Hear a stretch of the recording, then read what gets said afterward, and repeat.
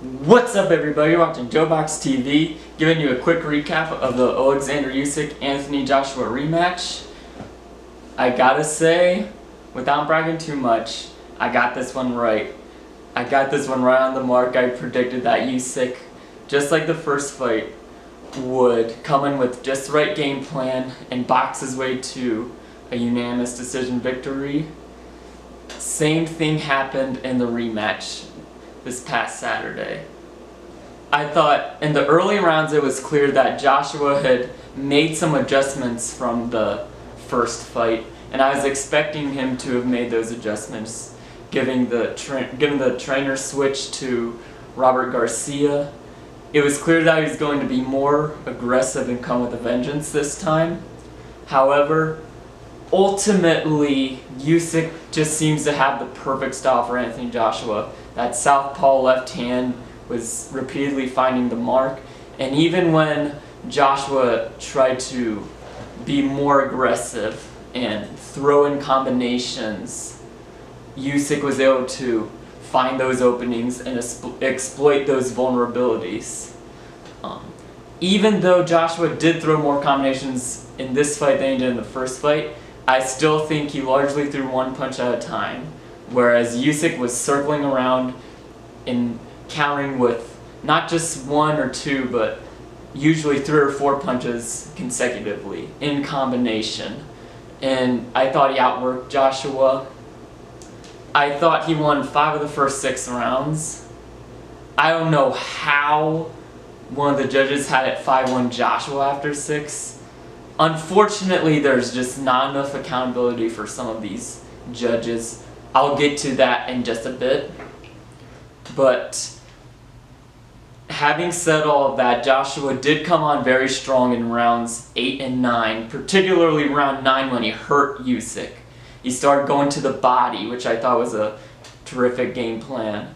And he lands some big right hands that really seemed to shake Usyk up. At one point I was even thinking he could get Usyk out of there, but Usyk survived and responded in a big way in round 10. Just absolutely dominated Joshua in round 10. Landed a series of consecutive combinations of clean head snapping shots. Terrific strategy from Usyk in particular. Good adjustments by AJ, but ultimately not enough to overcome Usyk's technical prowess, that amateur pedigree that he's earned from all those years of amateur experience, being a gold medalist, being the Cruiserweight Undisputed World Champion. He's certainly proven himself to be one of the best pound-for-pound fighters in the world, Alexander Usyk. And with him fighting for his country in Ukraine, this is absolutely a monumental win for him. Ukraine obviously is in a very rough situation in the war with Russia right now, and I give credit to Usyk for stepping up to the plate and representing his country in a big way and making them proud. Obviously, a disappointing loss for Anthony Joshua. He's looking to seek revenge this time. Couldn't quite make it happen, but it was a valiant effort. He did have a bit of a tantrum in the post-fight interview, literally throwing Usyk's belts out the ring.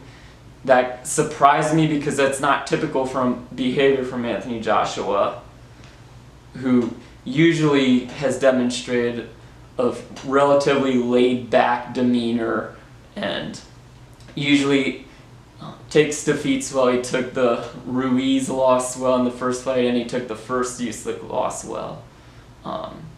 I do give Joshua credit for owning up to his mistakes. He did apologize for the outburst, and he still did give Usyk his credit for victory, so I think we can give him a pass here, as unsportsmanlike as it was for him to do in that moment. I think we can give him a pass here. Now, I don't know what fight Glenn Feldman saw, if he was there to do some dirty work, and I think I know what you mean. I think you know what I mean when I say dirty work, because as great of a sport as this is, it can sometimes be a corrupt business. And unfortunately, there's just not enough accountability. He probably won't be suspended. Just like the matchmaker, not matchmaker, just like the timekeeper in the Badujak-Richard Rivera fight that led up to this main event, who let the round go a whole minute long. That timekeeper likely won't be fired. We need more accountability in boxing. This is nothing that Teddy Atlas hasn't already said, and I'm a big fan of Teddy Atlas and how he's always bold and willing to go after these officials who don't always do their job. But again, it comes back to holding these judges, holding these officials accountable. And we need more of that in the future. We need more oversight. I want to shift direction just a little bit to Tyson Fury now. I don't know what kind of game Tyson Fury's playing, and I'll be the first to admit I like Tyson Fury. I really do. I really do think he's a genuine good guy. I get confused as to why he feels the need to do such flip-flopping all the time. I'm retired, I'm not retired, I'm retired, I'm not retired. Like, which one is it? He made it clear last week he was retiring. Now he's told the WBC that he will not, that he will be back in the ring and is not retired. So, you just never know with Tyson Fury. I personally believe, with him having made the announcement of his retirement last week, that this rematch between Usyk and Joshua should have been for the undisputed title. Unfortunately, this is a strange business again, and hopefully, if indeed Fury is going to keep that WBC belt, that he at least sticks to his word this time and gets in the ring with Usyk. And if not, he has to vacate it at some point. Because as of right now, I feel like Usyk is the man to beat at heavyweight.